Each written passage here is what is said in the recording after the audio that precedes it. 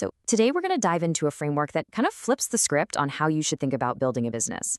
It's called Signals, and it's all about creating something that's actually built to last.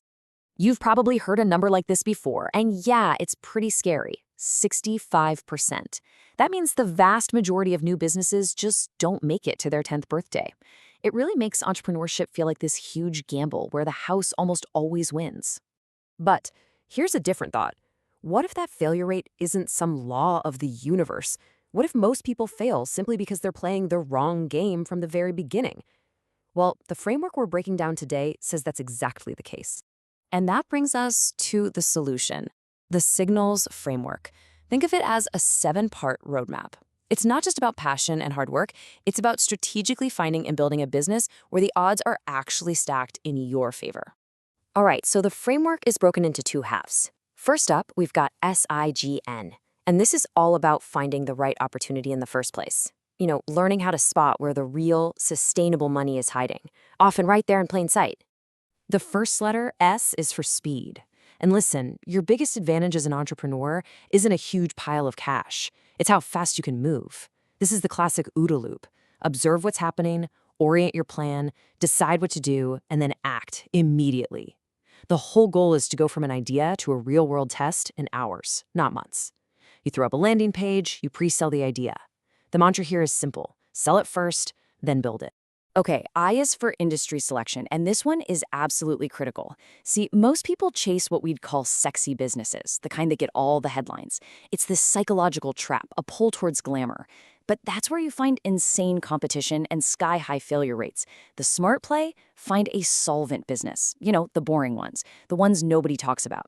Because where there's no glamour, there's way less competition and a much, much higher chance of survival.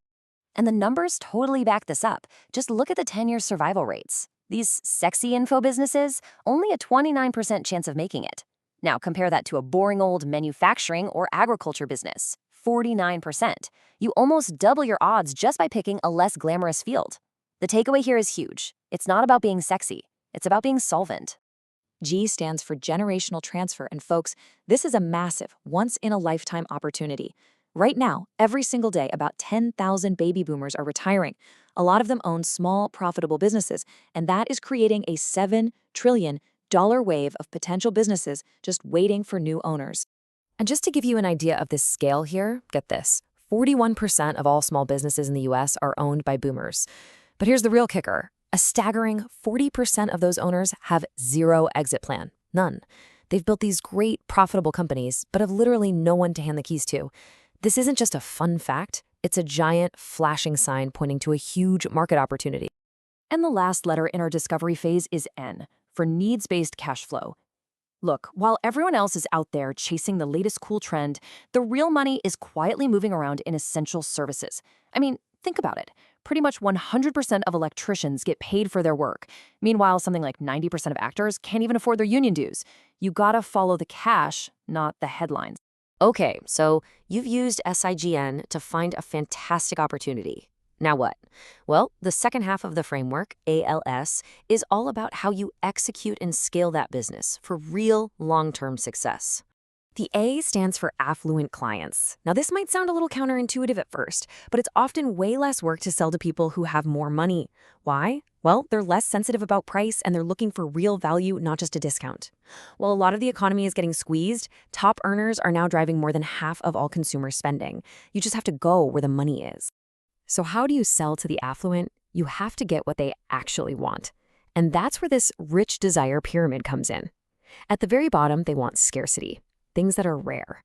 Move up a level and they will pay a premium for privacy and exclusivity. They also crave convenience, anything that buys them back their time. And at the very, very top of the pyramid, status. If you can sell them something that boosts their status, price becomes way less of an issue. So the key takeaway is this. You are not competing on price. You just aren't. You're competing on quality, on service, on the experience.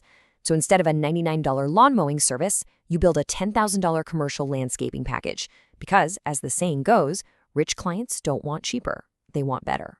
Next up, L is for leverage, and we're talking specifically about distribution. Look, AI has made it easier than ever to build something, but it's harder than ever to get anyone to care. Paying for ads on Facebook or Google, that's just renting attention. It's a temporary tax you pay to the platforms. But building an audience through a newsletter, a YouTube channel, whatever, that's owning attention. And that is a compounding asset that gets more valuable over time.